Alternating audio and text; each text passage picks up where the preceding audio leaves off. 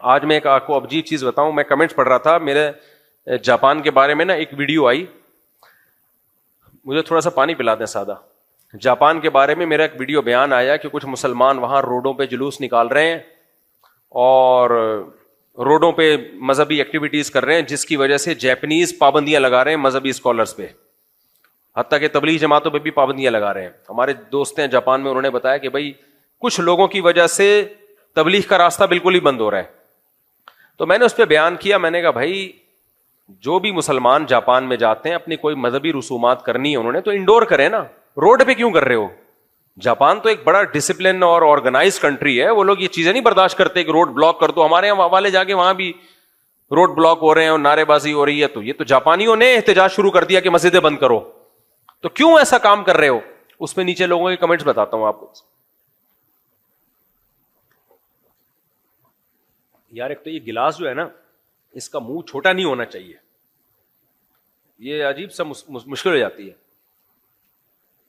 الحمدللہ بسم اللہ میں نے پڑھی تھی. تو اس پہ لوگوں کے کمنٹس کیا تھے؟ اچھا ہے پابندیاں لگیں, تبلیغ پہ بھی لگیں, کیونکہ جاپانیوں میں ویسے ہی انسانیت ہے, اتنی صفائی پسند قوم, اتنا ڈسپلن, تو یہاں کے تبلیغ والے جا کے ان کو کیا سمجھائیں گے؟ اور یہ مذہبی اسکالر جاپانیوں کو جا کے باتیں سمجھائیں گے؟ وہ اتنی آرگنائز قوم, پہلے سے اتنی ترقی یافتہ, اتنے نیک شریف شرفا, کوئی چوری نہیں ہے, کرپشن نہیں ہے. میں نے وہ کمنٹ, بہت سارے کمنٹس آئے ہوئے تھے نا دے دنادن. میرا خیال تھا لوگوں کو افسوس ہوگا, ہائے ہائے پابندی لگ رہی ہے, یہاں تو پتہ چلا لوگ خوش ہو رہے ہیں. یہ سارے سیکولر لبرل لوگ ہوتے ہیں جو باتیں کر رہے ہوتے ہیں. یہ خوب سمجھ لو, یہ جو میں نے بھی سورہ معارج پڑھی ہے نا, ہمارے ہاں ایک بہت بڑا وہم لوگوں کو یہ ہو گیا ہے کہ اگر ہم انسانوں کی خدمت کرتے ہیں, ہم صاف ستھرے رہتے ہیں تو بس ہم بہت اچھے ہیں. یہ آپ کی بہت بڑی بھول ہے. اچھے ہونے کے علامتوں میں سے چند علامتیں یہ بھی ہیں کہ صاف ستھرا رہنا چاہیے, گندا میلا نہیں رہنا چاہیے, نیٹ کلین ہونا چاہیے, اور وغیرہ وغیرہ وغیرہ. یہ اچھے لوگوں کی علامات ہیں, لیکن یہ کل نہیں ہے. دیکھو ایک آدمی اپنے ابا کو کہتا ہے آپ میرے ابا نہیں ہو. اس کے باپ نے اس کو پالا پوسا بڑا کیا, ماں نے دودھ پلایا, جوان کر دیا. اب یہ ماں سے کہہ رہے تو میری ماں نہیں ہے. اگر ہے بھی تو کیا کرنا ہے تو ہے, کیا کروں میں؟ مرنا ہے مرتی رہے, جینا ہے جیتی رہے. مجھے کچھ بات کی آرڈر دے گی میں نہیں ماروں گا. لیکن وہ صبح روزانہ ڈیٹول سے نہاتا ہے. کیا کرتا ہے؟ ڈیٹول سے نہاتا ہے. لائن میں جب بھی بل جمع کرانے جائے گا ہماری طرح پینڈوؤں کی طرح یہ نہیں کہ دھکے دے دے کے. ایک آدمی نا گیا, پہلے زمانے میں لائن لگی ہوتی تھی نا بلوں کی, تو لوگ گرمی میں دھوپ میں کھڑے ہوئے سڑ رہے ہیں. وہ زمانہ تو سب نے دیکھا ہی ہوگا, تو آن لائن ہو گیا سب کچھ. بل جمع کرا کے جو آتا تھا نا, لوگ اس کو ہار پھول پہناتے تھے ماشاءاللہ. بجلی کا بل ٹائم پہ جمع کرا کے, میں نے بھی جمع کرائے ہیں بھائی. ہماری پھپھو تھی اللہ مغفرت فرمائے, مجھے بل پکڑا دیتی تھی, بیٹا جاؤ جمع کرا کے آ جاؤ. مجھ پہ ایسے پہاڑ ہوتا تھا نا, گھنٹوں گھنٹوں لائن میں کھڑے ہوئے ہیں بھائی. پھر وہ آ رہا ہے, وہ اتنی گھنٹوں لگتے تھے. تو وہ لائن میں لوگ کھڑے ہوئے تھے, ایک آدمی 3 پیس سوٹ میں آیا, جیسے ہی آگے جانے لگتا لوگ چماٹے مار کے اس کو, کوئی اس کی بات سن ہی نہیں رہا, دھکا دے کے پیچھے بھیج دیتے. وہ پھر آگے آتا, کچھ بولنے ہی لگتا. وہ لوگ تپے ہوئے تھے, ابے ہم پاگل ہیں, ہم گھنٹے سے لائن میں کھڑے ہوئے, پیچھے جا.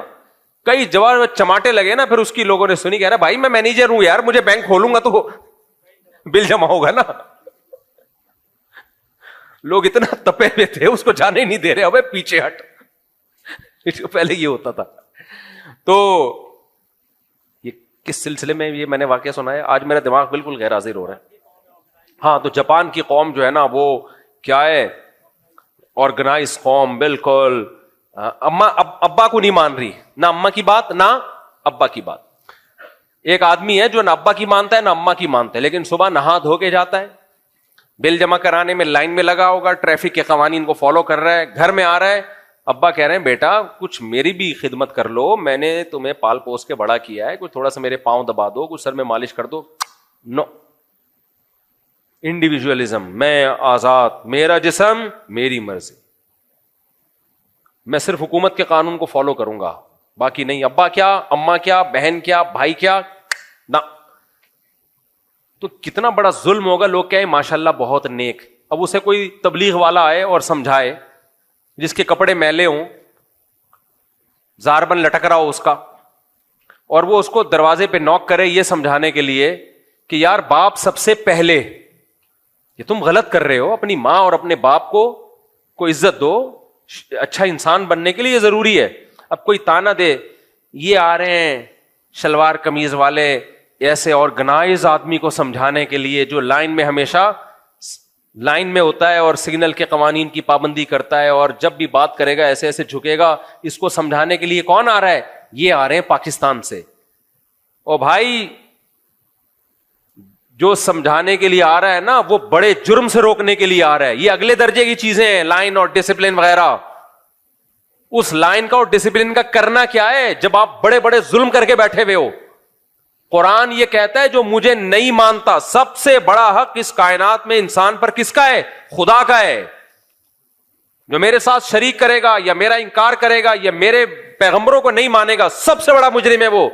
اگر آپ جیپنیز کی یہ خاصیت دیکھتے ہو کہ اتنے اچھے اور کھانا کھلاتے ہیں اور ڈیزاسٹر میں اتنے صدقے خیرات کرتے ہیں, تو حضرت ابو طالب سے زیادہ تھوڑی ہوں گے وہ. نبی کریم صلی اللہ علیہ وسلم کے سگے چچا ابو طالب جو لوگوں کو کھانا بھی کھلایا کرتے تھے, اور 3 سال نبی کریم صلی اللہ علیہ وسلم کے ساتھ گھاٹی میں رہے ابو طالب.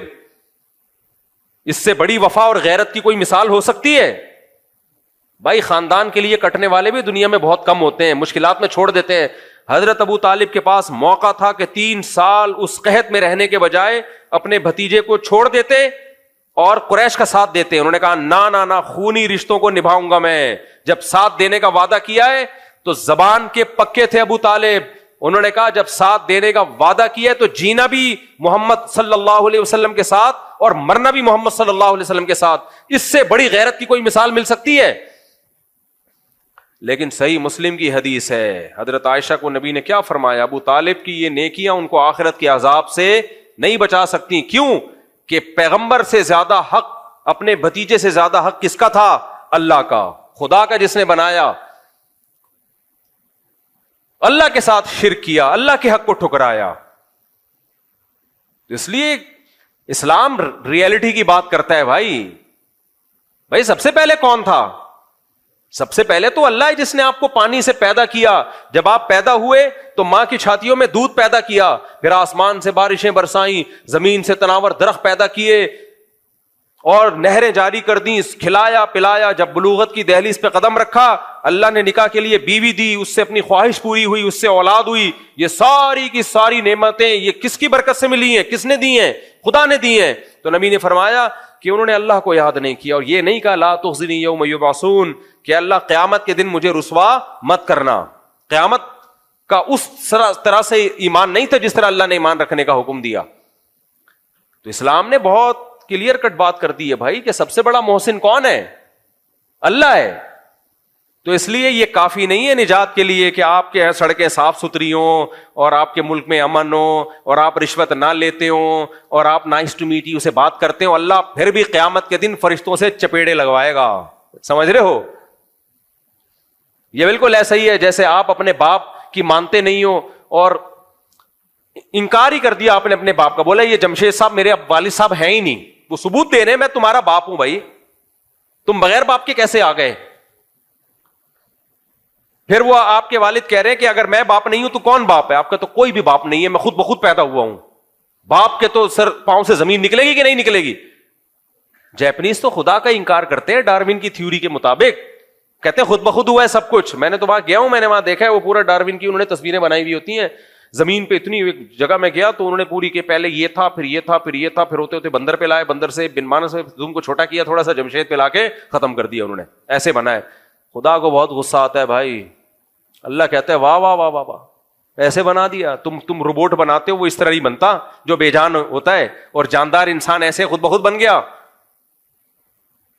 تو آپ اپنے والد کا انکار تو کر کے دیکھو, اور انکار اس بیس پہ کرو کہ میں خود بخود آیا ہوں. باپ کہے گا بیٹا کوئی خود بخود نہیں آتا, ماں ہوتی ہے باپ ہوتا ہے, پھر آتے ہیں. اور نادرا کے کاغذ دکھائے میں تمہارا باپ ہوں, ڈی این اے کروا کے ثابت کر دیا تمہارا باپ ہوں, آپ کو نہیں مانتا.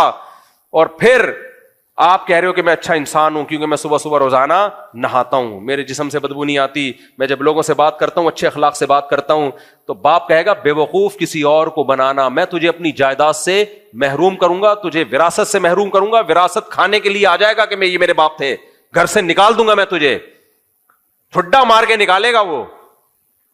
پھر یہ لارے رپے نا کہ ڈسپلن, آرگنائزیشن اور اخلاق اور ملکی قوانین کو فالو اور ٹائم پہ ٹیکس دینا, باپ ان سے متاثر بولو نہیں ہو. بولا یہ منجن بیٹا کسی اور کے سامنے جا کے بیچنا, یہی کہے گا نا باپ, ماں بھی یہی کہے گی بیٹا منجن کسی اور کے سامنے بیچنا.